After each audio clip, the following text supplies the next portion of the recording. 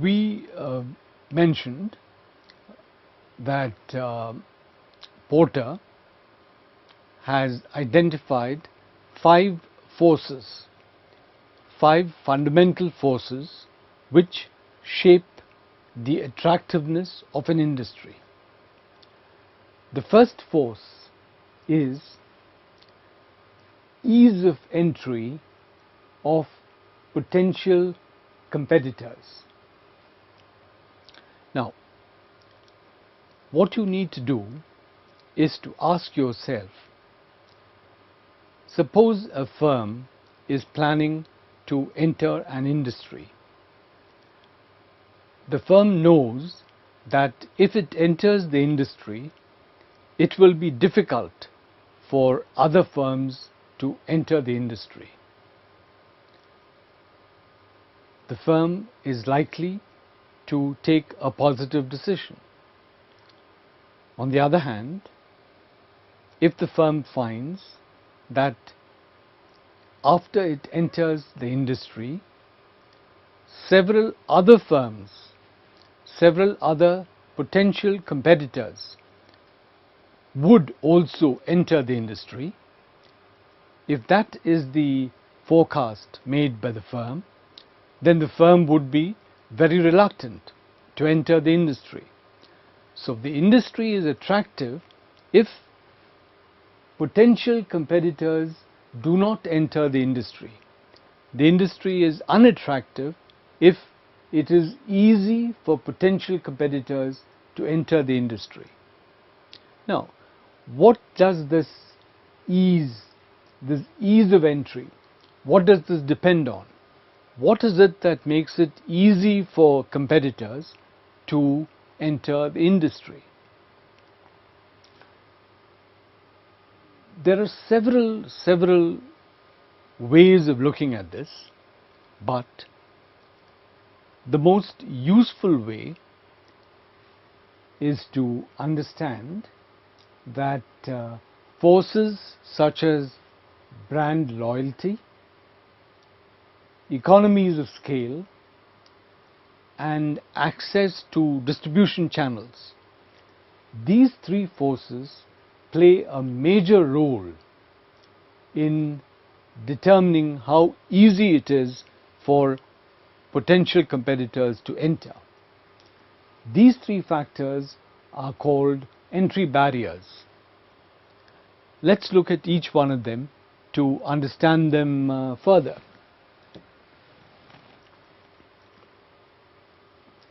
Let's look at brand loyalty, right? Now, what we are saying is that brand loyalty determines whether it is easy for competitors to enter an industry once you have already entered the industry. There are different kinds of products where brand loyalty is possible. There are also products where brand loyalty is not possible. If brand loyalty is possible, it will serve to keep out competition. If brand loyalty is not possible, then competition will not be kept out. Let's look at some instances where brand loyalty is possible, giving rise to industries which are attractive. Product quality promotes brand loyalty. A very good example here is the Dettol brand, right? Now, you may recall Savlon, which is another antiseptic, entered the market many years back. But even today, the market share of Savlon does not exceed 20%. This is because Dettol created brand loyalty through product quality. Or, to take the example of Apple. Now, Apple is a firm which has created brand loyalty through product innovation, because Apple always produces products which are at the cutting edge of technology. Customers know this, which is why they buy Apple products. So Apple's method of getting brand loyalty is through product innovation.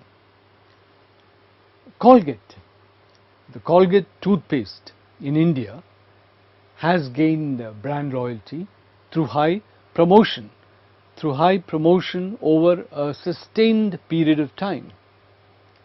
Now, the point is that these are industries where brand loyalty is possible, and therefore, because brand loyalty is possible, it is difficult for competitors to enter. On the other hand, compare this with an industry like cement. Cement is an industry where brand loyalty is very difficult. You do not know, as a consumer, you do not know which is the brand of cement which has been used in building a house in which you stay. Creating brand loyalty in the cement industry is difficult. Therefore, compared to these industries, the cement industry is less attractive than these industries. So, that's what brand loyalty tells us.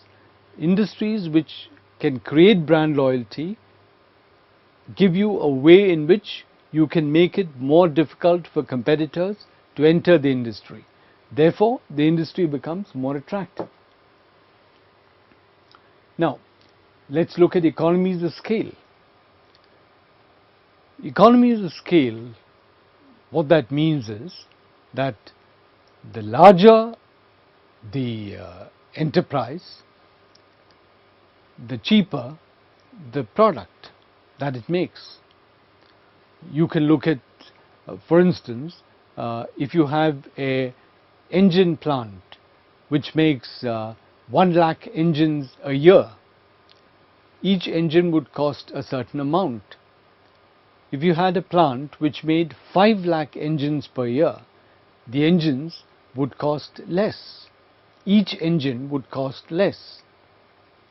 This is one kind of industry. On the other hand, you have another kind of industry which is, let us say, the restaurant industry. Now, in a restaurant, whether you have a restaurant for 100 people or you have a restaurant for 500 people, the cost of food in that restaurant will not change significantly, because economies of scale don't work in restaurants. So there are industries where economies of scale works. There are industries where it does not work. Industries like the aircraft industry. Take the example of Boeing. Boeing has something like 50% of market share in the aircraft industry. Boeing has done this through standardization of products. You know, in the world today, there are only 3 large aircraft manufacturers. Aircrafts have been made over the last 100 years, but only 3 large manufacturers, because the aircraft industry is one where economies of scale have a major role. And once you have entered the industry and once you have set up a large capacity, it becomes difficult for a competitor to come in. The same thing happens in the case of supermarkets. The supermarket phenomenon has been around in the developed industrial world for the last 50 years. But there are a handful of supermarket chains which have perhaps 80 or 90% of the market. 80 or 90% of the supermarket industry is controlled by these 4 or 5 international chains. Why is that? Because the supermarket industry is another one where economies of scale apply due to bulk purchase. Now, if you buy 1 kilogram of potatoes, you pay a particular price for the potatoes. If the supermarket buys 1,000 tons of potatoes, it pays a different price for potatoes. That's economies of scale through bulk purchase, right? Or look at the pharmaceutical industry. Pharmaceutical industry is another industry where you have perhaps 10 or 12 large pharmaceutical companies across the world. One would have expected many more of them, but no. The reason is that enormous funds have to be spent on R&D, and then these funds have to be recovered over the course of several years. So here again, once you have entered the industry, once you have established a certain brand name, it's difficult for competition to enter.